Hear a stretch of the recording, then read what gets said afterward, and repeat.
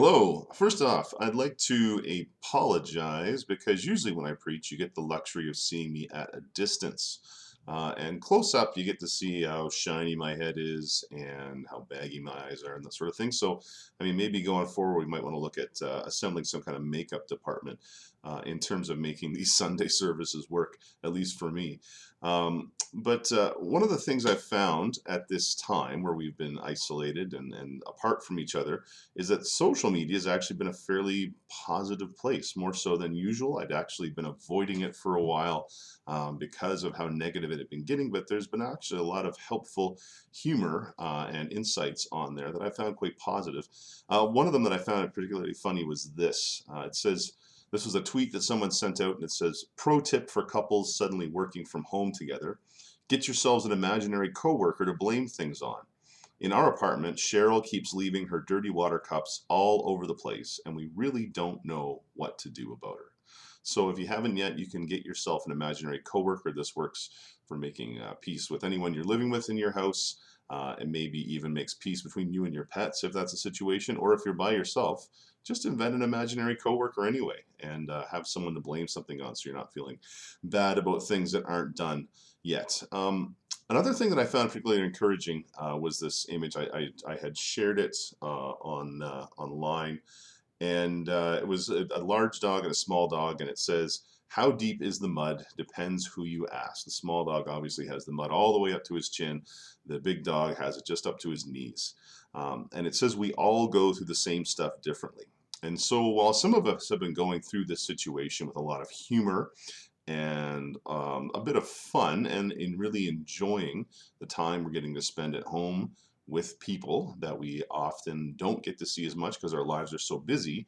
At the same time, there's a lot of people that are going through a lot of anxiety with this as well, whether it's because of health issues they have that make them very concerned, whether it is loneliness, whether it's different factors in their lives that make this particularly hard. So for some of us, this has been a real reprieve in some ways. For some of us, it's a lot of uncertainty. And so we have to really approach this with a lot of understanding towards one another. Just because everything we're experiencing, even though it's the same thing, it's different from person to person in so many ways. And so just encourage you to keep that level of understanding going. As we continue to go through what we're going through together, we're going to look at a passage, Matthew 16, verses 36 to 46 today. And it's Jesus facing the most intense time of his life on earth, and how he manages that, contrasted with how the disciples manage that in a similar situation. So we look and we see that Jesus is facing death. His death is imminent. He knows this. He knows betrayal. He knows death. He knows torture are right around the corner for him. And his disciples seem oblivious to this reality. Um, it's Jesus has warned them, right? It's not like this is new to them. Jesus has told them, especially in Matthew, time and time again, and they still haven't clued in. What Jesus has warned them about continuously doesn't match the reality that they see in front of them right now. So, heavy hearted and stressed, Jesus goes to Gethsemane to pray. And we see very quickly that Jesus and his disciples are not on the same page. We read, "Then Jesus went to his disciples to a place called Gethsemane, and he said to them, 'Sit here while I go over there and pray.' When he took Peter and two sons of Zebedee along with him, and he began to be sorrowful and troubled, then he said to them, 'My soul is overwhelmed with sorrow to the point of death. Stay here and watch with me.' Going a little further, he fell to his face to the ground and prayed, 'My Father, if it is possible, may this cup be taken from me, yet not as I will, but as you will.'" You can almost hear the anxiety in Jesus' voice as he experiences this. And he falls with his face to the ground. You see his body language is extremely distraught. Um, Quite often we see pictures of Jesus praying in the Garden of Gethsemane, and it looks so tidy, right? We see Jesus kneeling on the ground. His his elbows are up on a conveniently placed boulder with his hands nicely folded, and he's looking kind of absently up into heaven. And that's not the image that we see of all of Jesus in this passage. He falls with his face to the ground. And when he returns to his disciples after praying in this way, what does he find? Then he returned to his disciples and found them sleeping. Jesus is in agony, and his disciples are sleeping. Couldn't you men keep watch with me for 1 hour? He asked Peter. Watch and pray so that you will not fall into temptation. The spirit is willing, but the flesh is weak. So his disciples warned. Jesus returns to pray. And again, he's desperate. Again, he's asking the Father for relief in this situation. He went away a second time and prayed, My Father, if it is not possible for this cup to be taken away unless I drink it, may your will be done. And once again, Jesus returns to his disciples. Once again, he looks to them. And what do you think they're doing? Well, when he came back, he again found them sleeping because their eyes were heavy.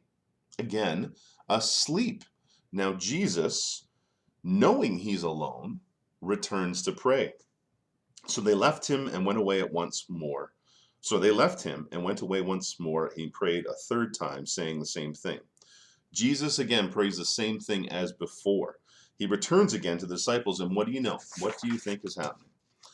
Then he returned to the disciples and said to them, Are you still sleeping and resting? Look, the hour is come, and the Son of Man is delivered into the hands of sinners. Rise, let us go. Here comes my betrayer. So the disciples don't look so hot here. They should be alert. They should be supporting Jesus, but instead they are sleeping. But have you ever thought that maybe Jesus is giving them a hard time? I mean, I thought about this a bit. I mean, the time where this happens is it's late. It's really late. And the disciples aren't fully understanding the scope of this situation. And Jesus, he's actually keeping them at a distance. He's doing social distancing long before we were doing it. He's asked them to join him, but he's also praying at a distance from them. He does not seem to really be involving them. So it was late. So imagine yourself in this situation. Imagine it's late. Imagine someone has asked you to stay with you and pray, but they keep all the action that you're supposed to be involved with, or you think you're supposed to be involved with, at a distance. So all these factors of it being late, of kind of not being involved, and not really fully understanding the scope of the situation.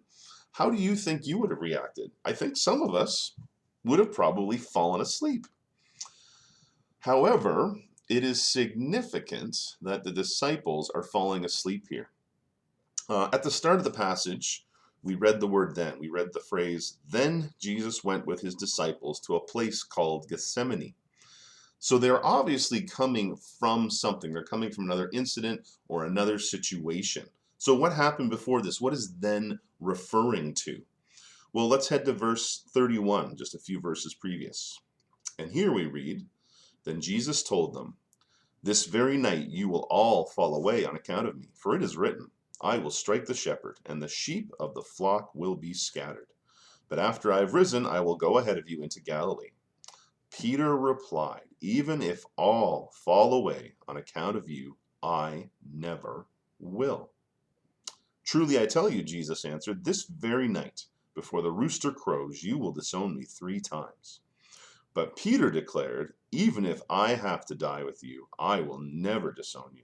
And all the other disciples said the same. The disciples all pledged that they would die for Jesus. Every last one of them. Peter leads the way, and the rest agree. So the next scene, after they make this big pledge, they're all asleep. But don't we all have these good intentions, right? Don't we all think that we would handle a situation a little bit differently? Don't we all think we would act virtuously and heroically in any story that we hear? You know, when you hear a story on the news and you hear of someone either behaving badly or of someone who had the chance to do right and doesn't do it, don't we think, oh, well, I would have handled this situation much differently? We all do that. And the disciples assumed the same thing of themselves. They assumed that if Jesus was in trouble, they would rise to the occasion. But the thing is, they couldn't even stay awake. Now, contrast with what the disciples do with what Jesus does. Contrast their behavior with Jesus' behavior. Look at each of Jesus' prayers. With his face to the ground, Jesus prays, My Father, if it is possible, may this cup be taken from me, yet not as I will, but as you will. The second time he prays this, "My Father, if it is not possible for this cup to be taken away unless I drink it, may your will be done." And again, he returns to prayer and he prays, "My Father, if it is not possible for this cup to be taken away unless I drink it, may your will be done." It often surprises us to see Jesus pray in this way. All along, he's told the disciples he's going to die. He's told them about his upcoming betrayal. He's told them about his upcoming death. And he's also spoken of God's timing and God's plan. Yet, as the time approaches of when these things will take place, it seems that Jesus wants out of God's plan for the world. He says, "My Father, if it is possible, may this cup be taken from me," which sounds very surprising to us, considering all that Jesus has said before this. But this is no lack of will. This is honesty, because the concluding statement Jesus makes each time is, "Yet not as I will, but as you will." So he is going forward and taking this on, but he's expressing his great sorrow and trepidation going into this. Jesus knows the cost. Jesus knows the pain that awaits him. Jesus knows what is required of him. And he's hesitant to do it in a sense, but he does it. He's not floating on positivity here, just kind of hoping for the best. What he knows he's headed for is the cross. And this means trial, this means torture, this means execution. But he trusts in God. So, from his reluctant and anguished prayers, he emerges from this with confidence in God, with not just a little bit, like not just a shoulders downcast, hoping for the best sort of thing. Like he rises with confidence.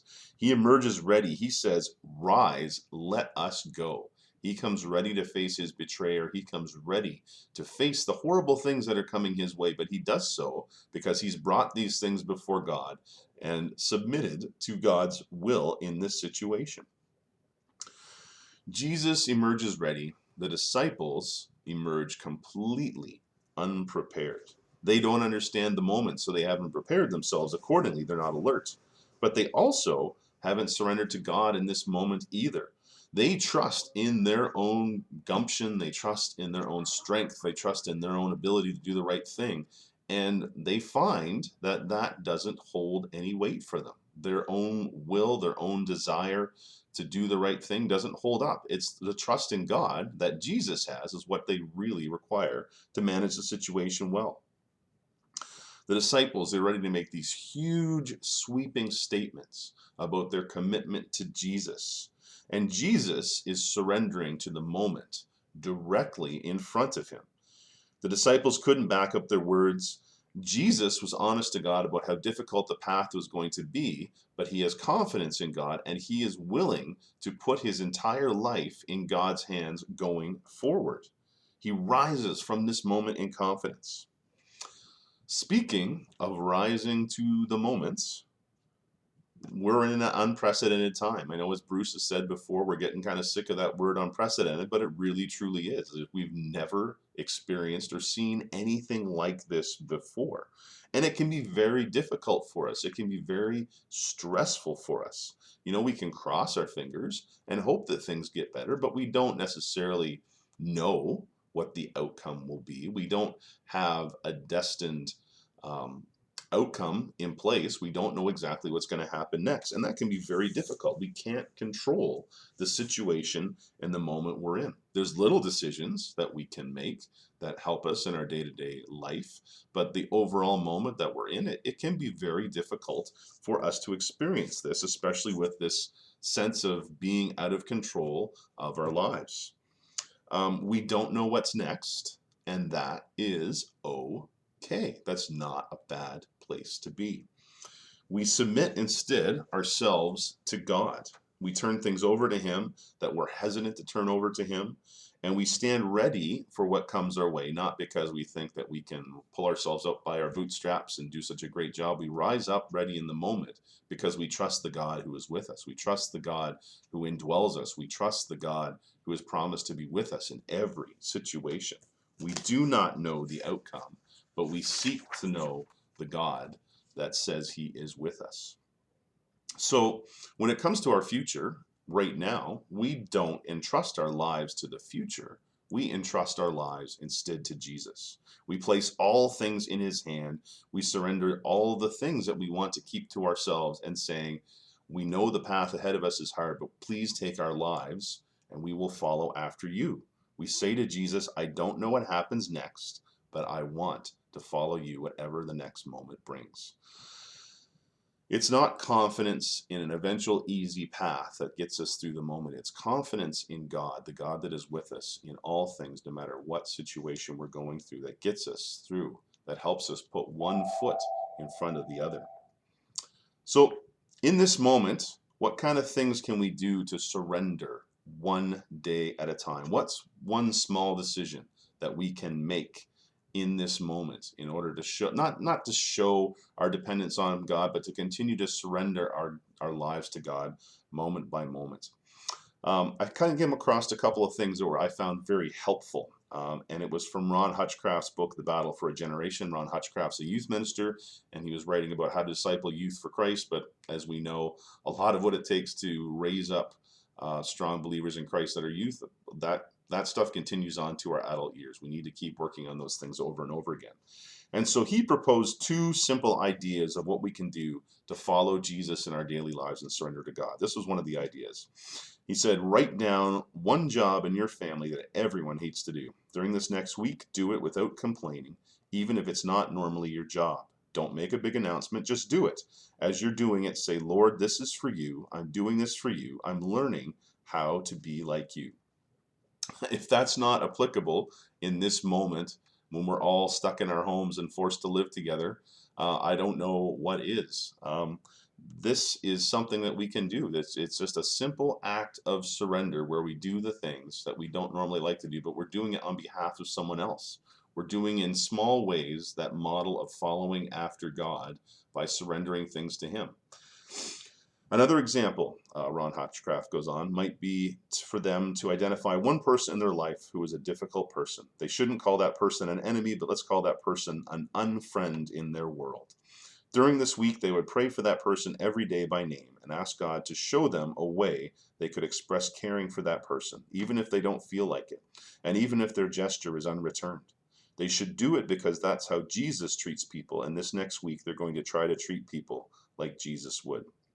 Again, this is something we can do when we are stuck, right? We have so much access through phones, through internet, through social media sites, through email. We have so much access to people in ways that we can be an encouragement and check in on people, no matter who they are. They don't have to be our closest friends or family. They can just be people that comes to mind, or people that even maybe bother us or annoy us a little bit. Any of those people are people that we can care for right now. So surrendering to God, like taking our whole lives and surrendering to God and saying, not my will, but yours be done, is a huge decision, but it's made in little decisions every single day, every step of the way. All of life is an opportunity to surrender our lives to Jesus, but it seems like, especially now, our current situation makes this even more so. When we are feeling out of control, when we're feeling like we don't know what's next, this is an opportunity for us to hand our lives over to Jesus, to surrender to Him and say, I commit my life to you, and I'm doing it in these little ways. Entrust your life, your soul, your needs, your job, your friends, your family, your stuff to Jesus, and make one decision at a time, trusting in Him.